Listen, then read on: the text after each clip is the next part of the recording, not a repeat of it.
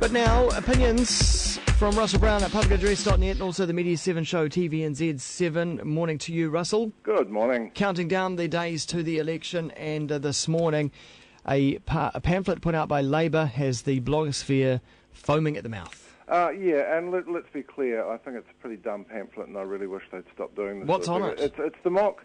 It looks a little bit like a ransom letter, and the key message is, under National, you won't be around to celebrate her first birthday, and it's a little girl on it, which refers to National's proposed welfare policy of forcing women on the DPB out to work when their child is turns one, if that child was born while they're on the benefit, because that makes them the undeserving poor.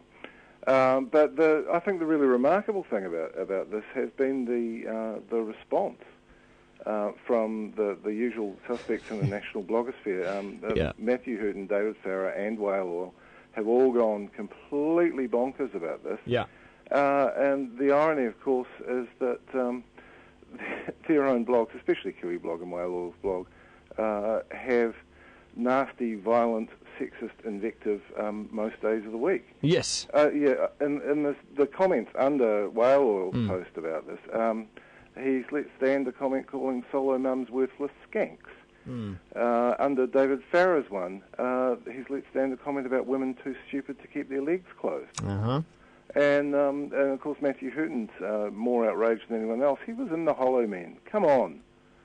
It's, I find this exaggerated outrage extremely distasteful, given what normally goes on in those blogs. I find it weird that Whale Oil still has some kind of say in mainstream media. He seems to be the go-to guy when he's the type of guy who uses the kind of language you were just saying in his posts, not just the comments under the post, but in his posts. He comes out with the most derogatory, unacceptable language and defaming language that I've ever seen on a blog. Yeah, exactly. And I think he has real problems with women, and I won't sort of talk about it on air, but I know of one specific woman who was actually really systematically vilified, who was on the other side of the political spectrum.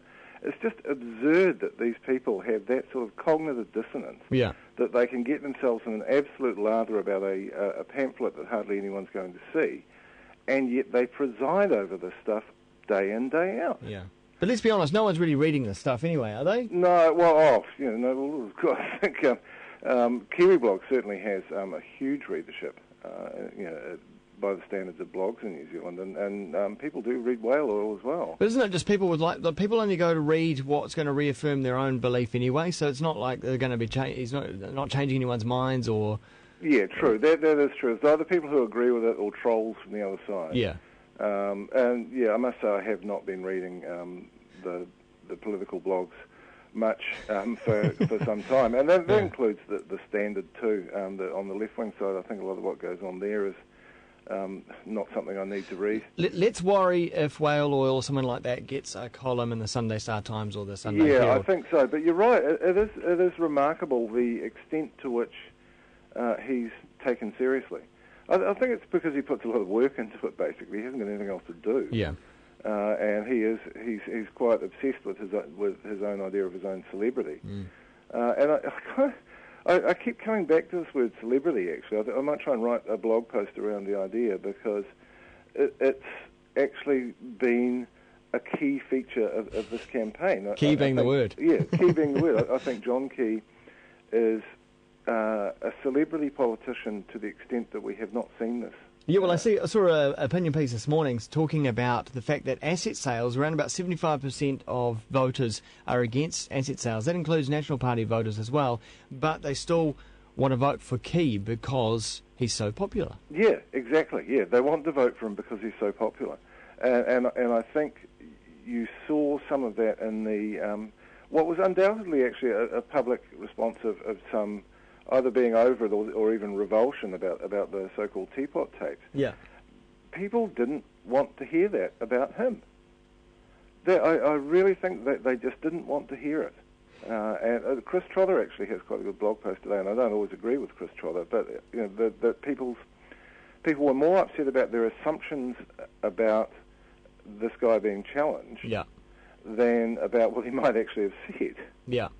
It's all, I don't know if I can liken it to that, but it's almost like the beaten wife syndrome. You know, you don't want to believe that about the husband. Yeah. You know, they don't want to believe that you know, he could be a bad person. Yeah, indeed. It does. It puzzles me, I have to say. Maybe I shouldn't use that particular metaphor. But anyway, just looking at the Teapot, there's going to be a ruling on that this afternoon. Yeah, a friend of mine was there for the whole thing, just listening in, and he said that a lot of the discussion in the court was absolutely fascinating, you know, on a legal level, including a discussion between Bradley Ambrose's lawyer and the judge about the properness or otherwise of the Solicitor General getting involved, which has raised a few eyebrows. He's weighed in with his view that Justice Wynne-Kelman should not rule on that and should leave it to the criminal case if that goes forward. So we're going to be very disappointed this afternoon. Yeah, well, we'll see what happens. She's noted as a fairly intellectual judge. Yeah.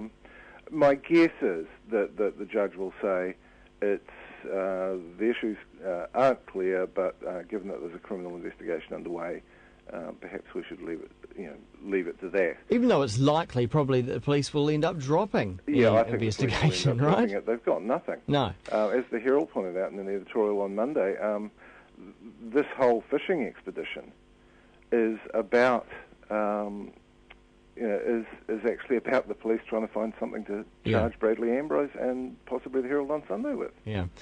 It is kind of bizarre, and I'm still angry about it. I accept that most of the country thinks it's not important and is over it and thinks too much time's been spent on it, but I'm really angry about it, frankly. Likewise. Yeah. Also, a lot of people are angry about the education policy released by National Youth. Yeah, oh God, I need to stop being angry. It's hard not to. Yeah. I mean, this, I think, is an example of everything that really makes me unhappy and angry with the way this particular party has governed in the last 3 years.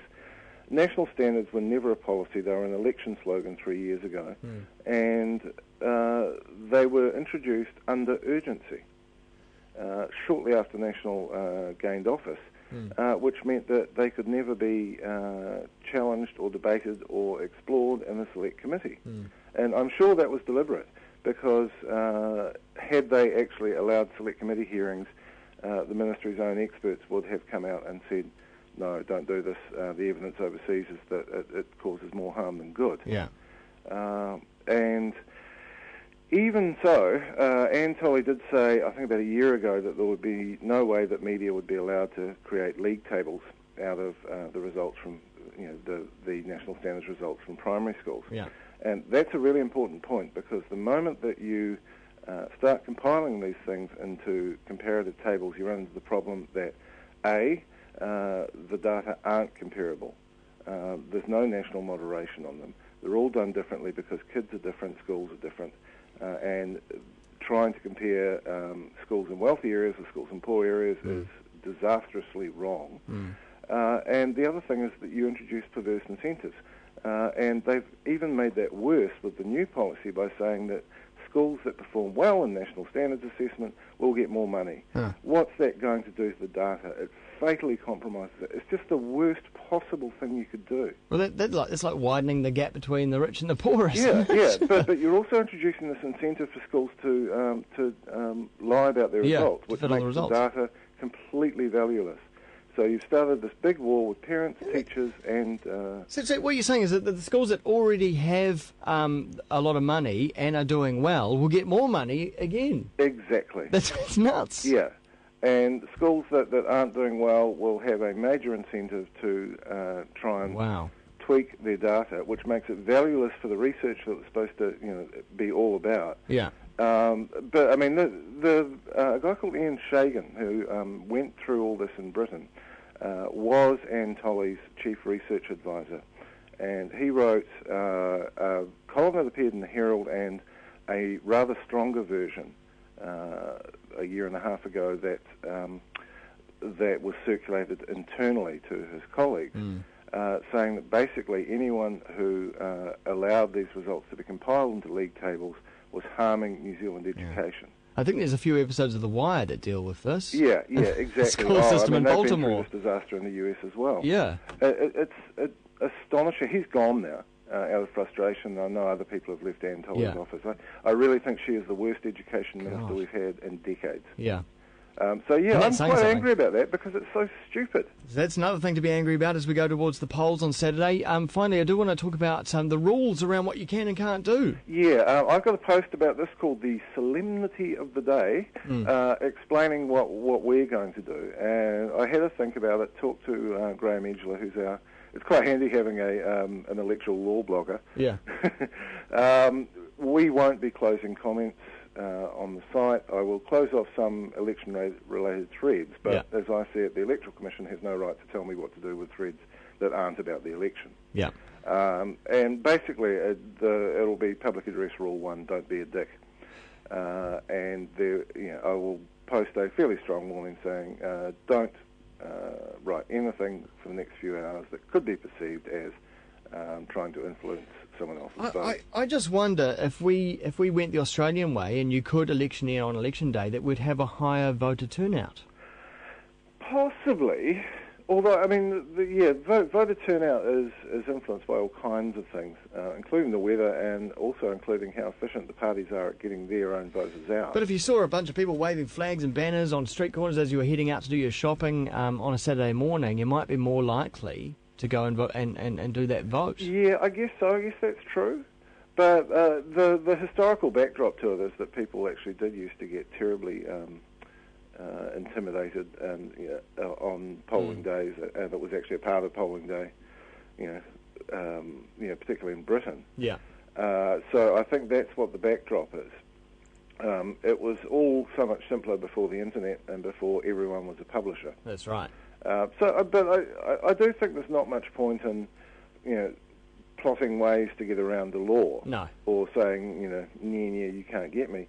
Why not just actually go with that one and take a break, ease up for from 9 a.m. till 7 p.m. Yeah, but talk about the experience of going and voting. The experience of voting. Yeah, yes. Yeah, which is it's a lovely thing to do, and you only get to do it every 3 years. Indeed. Thanks very much, Russell. Okay, cheers. Cheers, Russell Brown at publicaddress.net, Media 7 Show, TVNZ 7.